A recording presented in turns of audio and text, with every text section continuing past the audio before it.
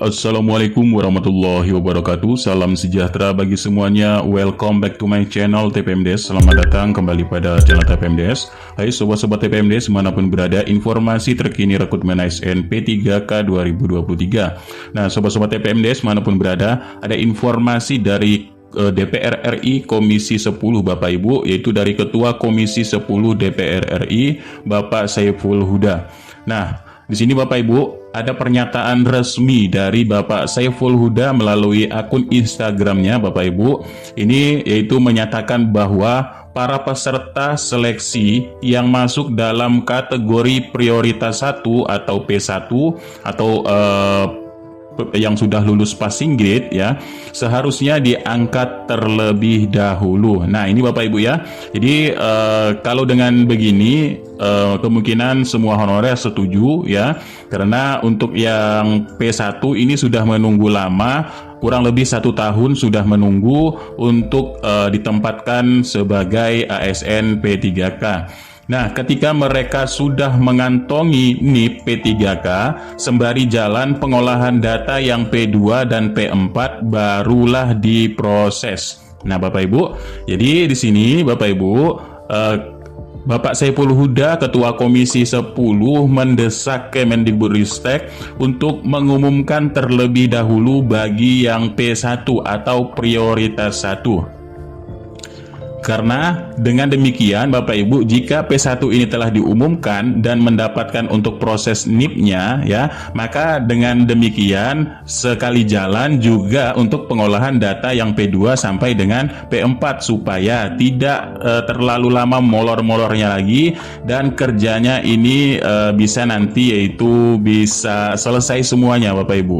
Nah, kalau memang dipaksakan menurut dari Bapak Huda ya, diumumkan untuk P1 hingga P4 sekaligus secara bersamaan, malah akan lebih rumit. Apalagi yang direkrut ini ratusan ribu guru, jadi perlu skema pengumuman yang bertahap untuk yang P1 terlebih dahulu.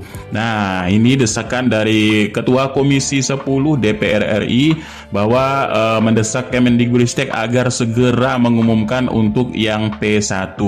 Nah, sobat-sobat TPMD dimanapun berada, ini juga telah disampaikan ke media ya. Ini Bapak Saiful Huda menyampaikan ke media pada 18 Februari, dan di sini juga ada tanggapan dari seluruh honorer ya yang untuk yang tergabung pada P1 di sini. Jadi katanya sudah terima kasih sudah mendengar aspirasi saya.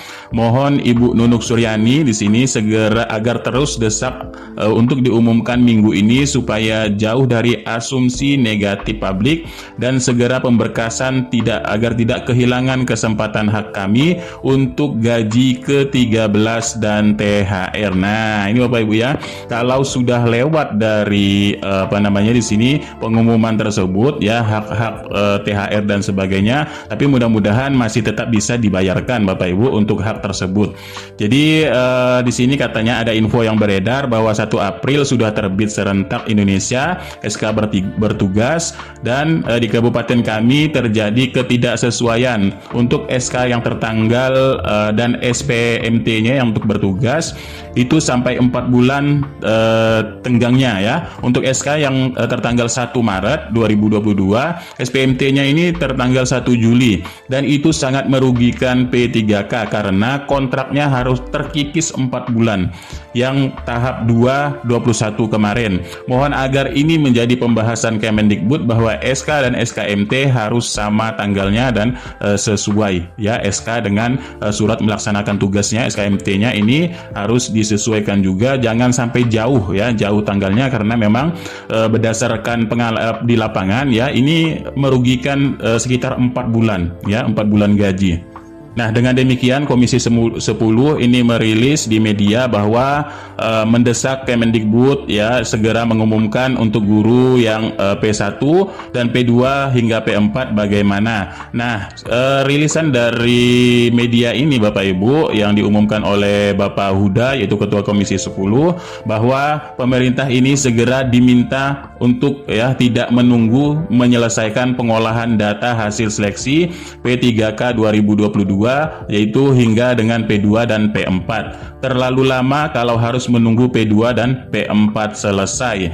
Dan yang P1 prioritas pertama terlebih dahulu ini harus segera diumumkan.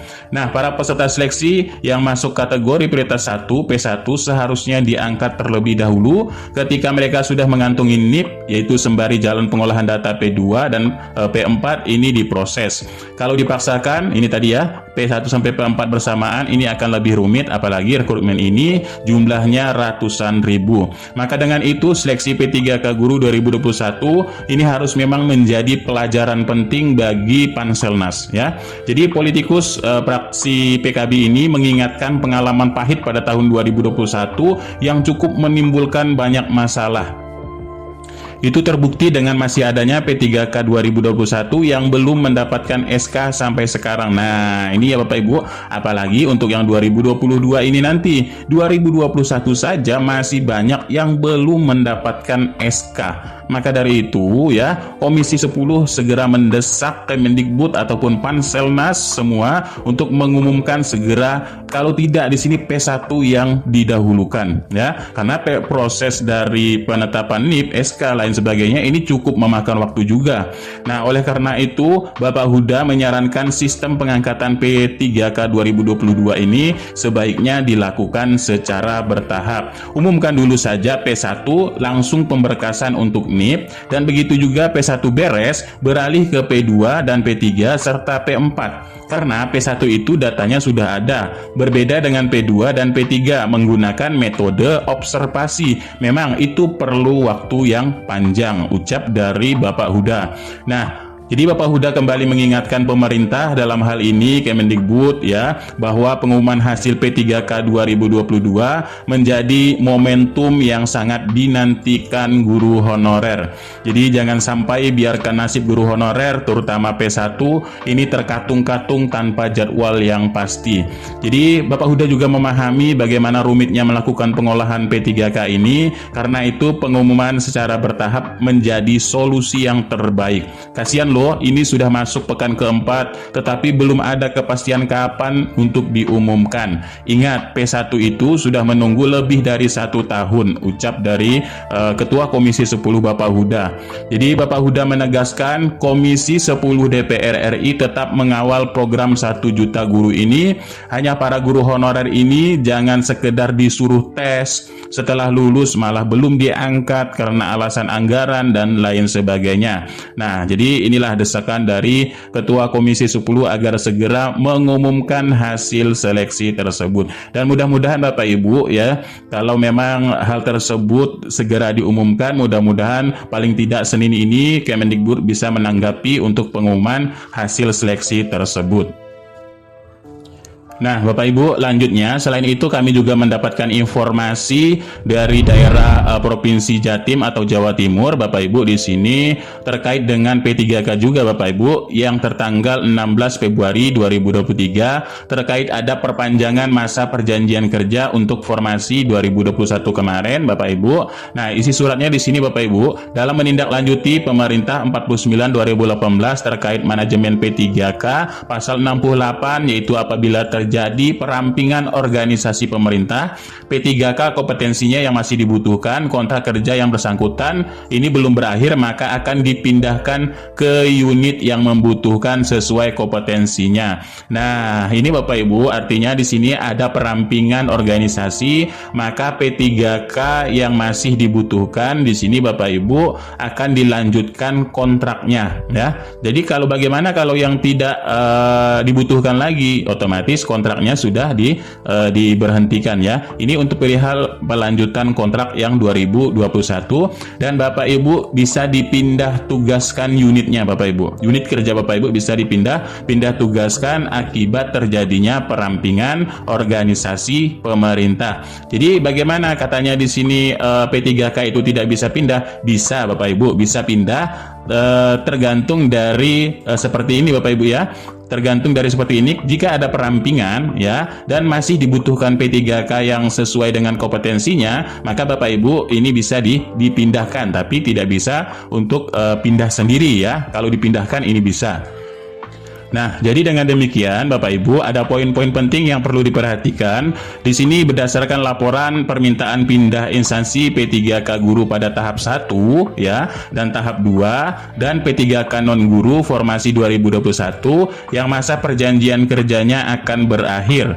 Ini poin pertama ya. P3K guru tahap 1 pada 30 April ini sebentar lagi ya, dan P3K tahap 2 ini pada 31 Mei 2023 dan non guru ini 31 Maret 2023. Nah, dengan demikian mengacu pada tanggal berakhirnya P3K tahun 2021 di lingkungan Prop Jatim, Badan Kepegawaian Provinsi Jatim membuat perpanjangan. Nah, ini untuk perpanjangan surat keputusan atau SK P3K dan perjanjian kerja yang direncanakan, yaitu sampai dengan 31 Desember 2024. Nah, dengan itu untuk memperoleh data yang valid, maka pengelola kepegawaian setiap instansi bisa mengisi link di bawah ini. Di sini ada linknya ya untuk yang guru tahap 1, tahap 2 dan non guru.